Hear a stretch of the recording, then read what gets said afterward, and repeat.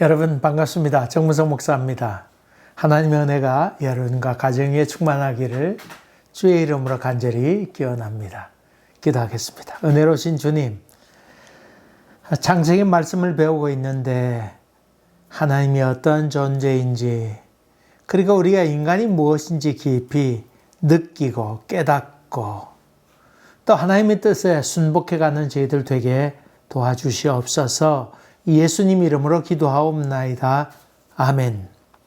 오늘 여러분과 같이 나눌 하나님의 말씀은 창세기 38장 25절부터 26절까지입니다. 원래는 12절부터 쭉 끝까지 봉독해야 됩니다만은 다 그걸 하지 못하고 25절부터 26절 두 절만 봉독합니다. 여인이 끌려나갈 때에 사람을 보내어 시아버지에게 이르되 이 물건 임자로 말미암아 임신하였나이다. 청하건대 보소서 이 도장과 그 끈과 지팡이가 누구의 것이니까 한지라. 유다가 그것들을 알아보고 이르되 그는 나보다 옳도다. 내가 그를 내 아들 셀라에게 주지 아니하였음이로다 하고 다시는 그를 가까이 하지 아니하였더라. 지금 그 유다와 다말의 관계를 이야기 나누고 있습니다. 그러면서 지난번에 유다의 얘기를 하면서 유다가 이방 여인을 구했다 하는 얘기를 했습니다. 그 아버지 이삭 같은 경우에, 야곱의 아버지 이삭 같은 경우에 에서가 이방 여인을 구한 것에 대해서 몹시 못마땅해하고 리브가도 그렇게 못마땅했다고 하는 얘기를 하고 있는데, 그래서 그 야곱은 자기 외삼촌 집에 있는 여자와 거기에 있는 핏줄과 결혼하도록 그렇게 보내기까지 하지 않습니까? 그런데 그런 경험했던 야곱이 멀리까지 결혼하기 위하여 그까지 간 사건, 물론 도피해서 갔습니다마는 거기서 아내를 구한 사건을 생각한다 그러면 야곱도 아들 유다가 이방 여인을 맞이하는 것에 대해서 반대하거나 야 그건 안 된다 그런 얘기를 했어야 했는데 그렇지 못했다고 하는 얘기를 했습니다. 이 제 생각입니다만은 야곱이 그 외삼촌 집에 가서 두 여인을 얻지 않습니까? 레아와 라헬을 구하게 되는데 아마 그가 생각컨대 라헬과 레아 그리고 그 두 몸종까지 자기 아내를 이렇게 맞이하게 되는 이런 경험을 통해서 살아보니, 그리고 그 레아와 라헬이 심히 다투지 않습니까? 그런 장면을 바라보면서 야곱이 뭘 느꼈을까요? 아이고, 이방 여인이라고 뭐 별다르겠나. 아이 라헬과 레아를 보면 뭐 별 다르지 않지 않겠나. 이 여자들도 이렇게 싸우는데 이방 여인이라고 그렇게 뭐 다르겠는가. 그래서 자기의 경험을 통해서 별 수 없다고 느낀 것 같습니다. 사람 나름이지 이방 여인이라고 별다를 것이 없겠다. 아마 그렇게 생각했던 것 같습니다. 하여간에 오늘 또 다시 본문으로 돌아와서 다말은 지지리도 재수 없는 여인, 남편도 잃어버리고 둘째 되는 시동생까지도 죽게 됨으로 말미암아 이 다말은 정말 재수 없는 여인, 지지리도 남편복이라고는 없는, 인복이라고는 없는 그런 여자처럼 보입니다. 한국으로 치면 소복 맞아서 갈 수밖에 없는 그런 여인, 남편 잡아먹는 여인, 자기 탓도 아닌데 참 얼마나 억울했을까. 그가 사실 친정에 가 있었지만은 친정에서도 얼마나 불편해했을까요. 위로를 할 사람도 없고 아무 말할 수 없는 그런 참 유고무원인 그런 상황 가운데 있던 여인이 다말이었다. 그렇게 볼 수 있습니다. 성경에 나오는 여러 귀절이 나옵니다만 그 가운데 참 처량하게 들리는 그런 귀절이 있습니다. 성경에 보니까 다말이 가서 그 아비 집에 있으니라. 다말이 가서 그 아비 집에 있었다. 그 한마디가 나오는데 뭔가 처량하고 마음에 애잔하게 느껴집니다. 아마도 그 다말의 처지와 상황을 잘 표현한 것이라 그렇게 봅니다. 이제 어느 정도 시간이 흘렀는데 그냥 단순히 그냥 조금 흐른 것 아닌 것 같습니다. 그 셀라가, 그 막내였던 셀라가 좀 커서 결혼할 만한 나이 됐을 정도였을 테니까 아마도 시간이 좀 흘렀겠지요.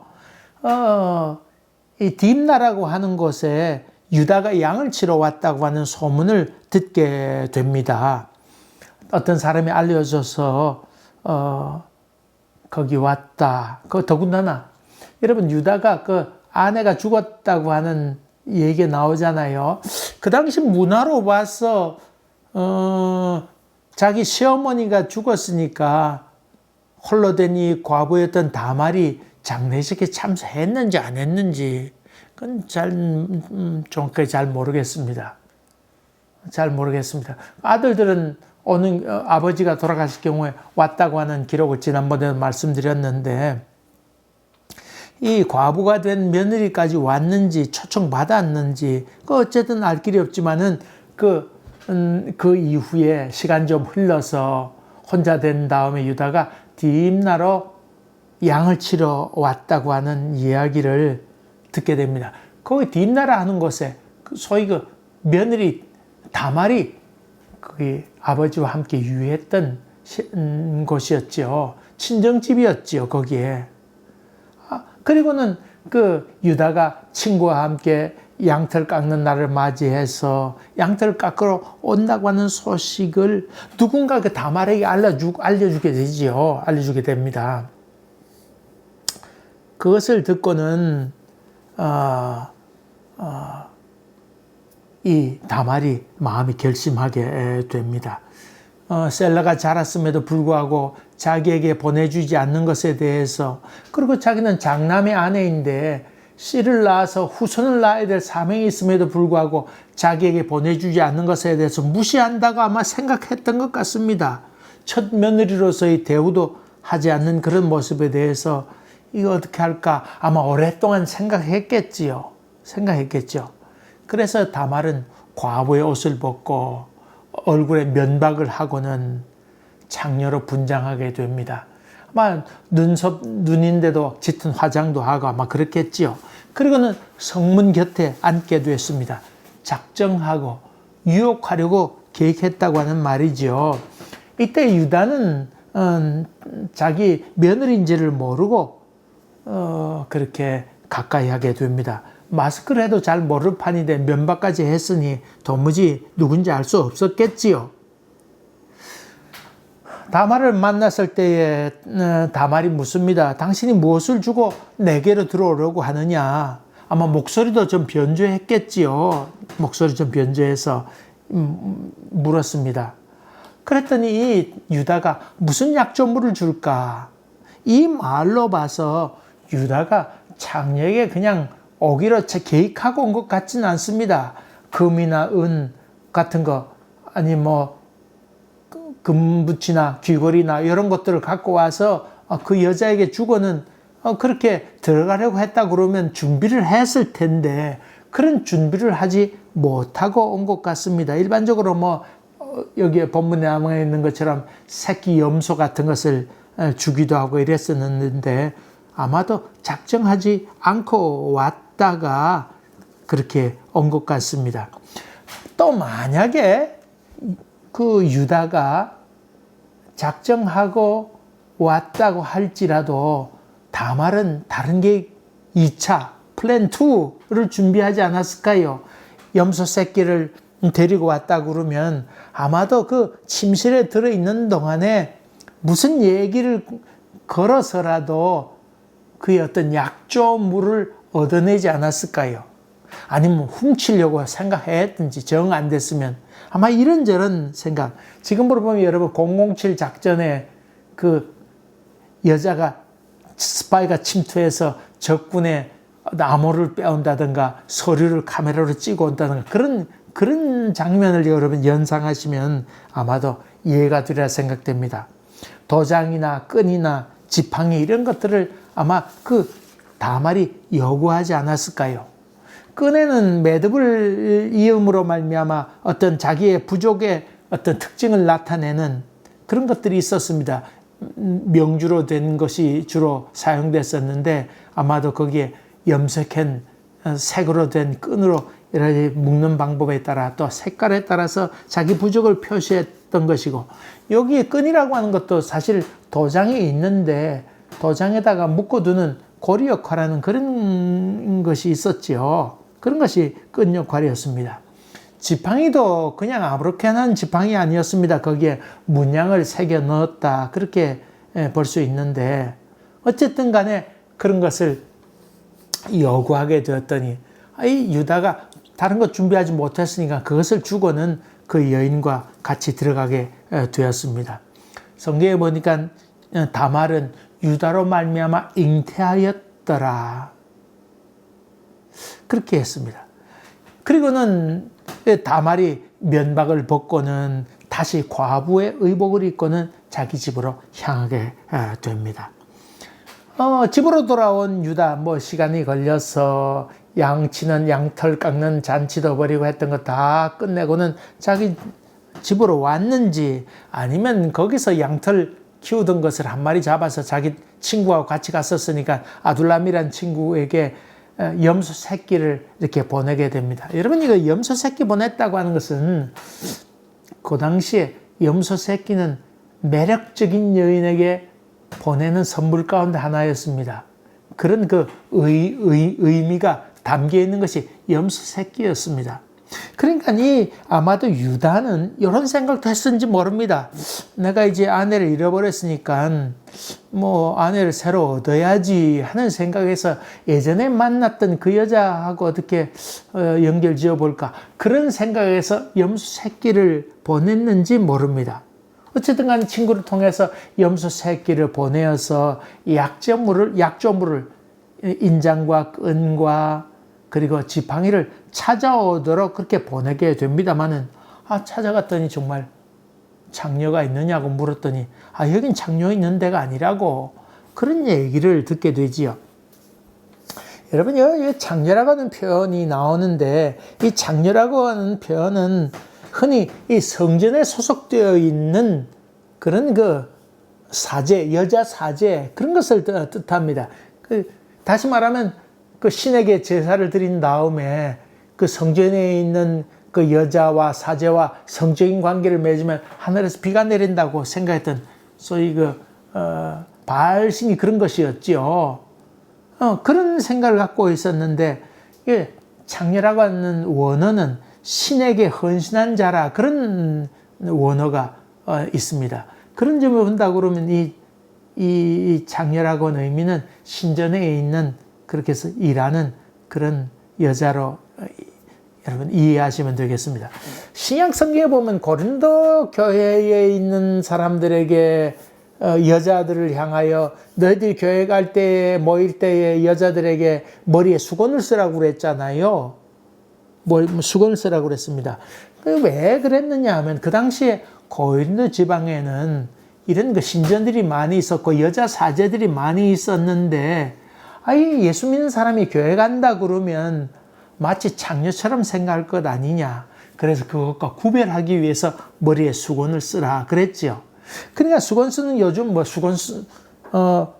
머리에 안 쓰고 교회 간다 그러면 장녀라 생각하지 않잖아요. 그러니까 요즘은 머리에 수건을 쓸 필요가 그렇게 없다, 그렇게 이해하시면 됩니다.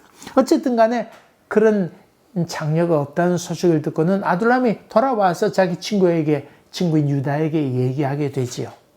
그랬더니 유다도 찾아가지고 나서가지고 그러면 더 오히려 좀 장녀 찾아갔다고 하는 것도 좀 부끄럽기도 한데, 더 부끄러움을 당할까봐 그 약조한 것 그냥 포기하고 그냥 갖도록 하자고, 이것으로 종지부 찍자고, 그렇게 이야기를 끝내게 됩니다. 이렇게 해서 상황이 다 끝난 줄 알았습니다. 근데 석 달 후에 유다의 귀에 무슨 얘기가 들리냐면 너희 첫째 며느리 다말이 임신했단다. 그런 얘기를 전해 듣게 됩니다. 며느리가 임신했다는, 다시 말해 음란한 일을 행했다는 소식을 전해 듣게 되자 이 유다가 이게 무슨 소리냐 분노하게 되죠. 어쩌면요, 석 달 정도 됐으니까 뭐 그렇게 많이 표가 나지 않았겠는데 다말, 며느리 있는 다말이 소문내지 않았을까요? 빨리 이 일을 처리하려고. 그렇게 해서 아마도 그렇게 소문냈던 것 같습니다. 그래서 데리고 오도록. 그래서 할 수 없이 이 다말이 사람들에서 끌려가게 되는 장면. 오늘 봉독한 말씀이 바로 그런 말씀입니다. 유다가 며느리를 데려와서 족치려고 하는데 그 다말이 하는 얘기가 이 물건 임자로 인해 잉태하였나이다. 그리고 도장과 끈과 지팡이를 내줍니다. 그러면서 이게 누구 겁니까? 참 이렇게 얘기하는 것이죠. 그것을 보는 순간에 유다는 아차 했습니다. 그러면서 그는 이렇게 고백합니다. 그는 나보다 낫도다. 그러니까 유명한 아주 그 한마디 하죠. 그는 나보다 낫도다. 내 아들 셀라를 주지 않은 까닭이다. 그렇게 얘기하면서 그 이후로는 가까이 하지 아니하고 그 일을 종지부짓게 됩니다. 그리고 세월이 지나서 다말은 두 아들 쌍둥이를 낳게 되는데 베레스와 세라를 낳습니다. 셀라는 그 유다의 셋째 아들이고 세라는 이 다말이 낳은 쌍둥이 중에 하나였지요. 그렇게 해서 이 두 쌍둥이를 낳게 되는데 이 베레스를 통해서 그 다윗 왕조가 나오게 됩니다. 이 유다는 다말의 정당한 항의에 대해서 그는 깨끗이 승복합니다. 다윗이 우리아 아내를 취한 다음에 나단 선제가 나타나서 바로 당신이 그 사람이요. 이렇게 했을 때 다윗이 두말 않고 아이고 내가 죄인으로서이다. 그렇게 고백했던 것처럼 깨끗이 승복했던 것처럼 유다도 다말의 정당한 항의에 대해서 승복하게 됩니다. 구차한 변명이 없습니다. 여러분 그런 점을 본다면 다말은 첫째 창조의 질서에 순종했다고 볼 수 있습니다. 하나님 형상 닮은 후손을 낳는 것이 여자의 첫째 된 사명이었으니까 첫째로 하나님 앞에서 이 여인은 참 순종한 사람이었다 볼 수 있지요. 두 번째로 이 다말은 가문을 이어갔습니다. 첫째 잡으로서 장손을 낳게 됨으로 말미암아 남편은 잃었지만은 가문의 대를 반드시 이어가도록 한 아주 굉장한 여인으로 자리 잡게 되지요. 자기의 최선을 다하게 된 남편은 잃었지만은 가문을 이어간 훌륭한 여인으로 남게 되지요. 셀라가 죽을까봐 이리도 못하고 저리도 못하고 애써 부인하는 그 유다에게 깨달음을 주었으니까 자기 시어버지에게도 아주 깨달음을 주었던 여인이지요. 뿐만 아닙니다. 이 다말은 불명예 여인 아니었겠습니까? 재수 없는 여인. 그런 여인에서 이 아기를 잉태하고 이런 관계를 가지면서 자손을 낳음으로 말미암아 다윗의 조상이 되고 또 아주 명예로운 여인으로 변하게 됩니다. 다말이 결국 나중에 그리스도의 족복 가운데에 그리고 다윗의 족복 가운데에 이름을 올리는 이방 여인이었지만은 이름을 올리는 다말의 이름을 올리게 되는 대단한 여인으로 변하게 됩니다. 참 아름다운 표현입니다. 그는 나보다 낫도다. 여러분 늘 그런 것은 아니지만은 법을 뛰어넘는 용기가 필요할 때가 있습니다. 사람이 죽어가는데 의사에게 들어가야 되지 않습니까? 근데 착하고 고지식하게 줄 서서 한정없이 기다린다면 된단 말입니까? 그때는 비집고 새치기 해서라도 데리고 들어가야 되지요. 그렇지 않을 때 맹꽁이, 답답한 사람, 그렇게 되어버리고 말지요. 여러분, 어떤 때는 모든 사람이 다 반대한다 할지라도 그것을 뿌리치고는 들어가야 될 때도 있습니다. 모든 사람이 다 아이고 당신 여기 있으면 좋겠다고 소리친다 할지라도 뿌리치고 나와야 될 때도 있습니다.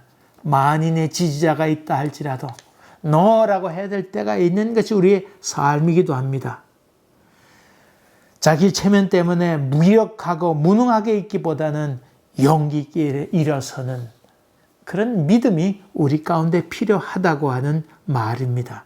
이 다말은 지혜로운 여인이었고 또 후손을 낳게 됨으로 말미암아 명예를 지킨 믿음의 여인이라는 것을 보게 됩니다.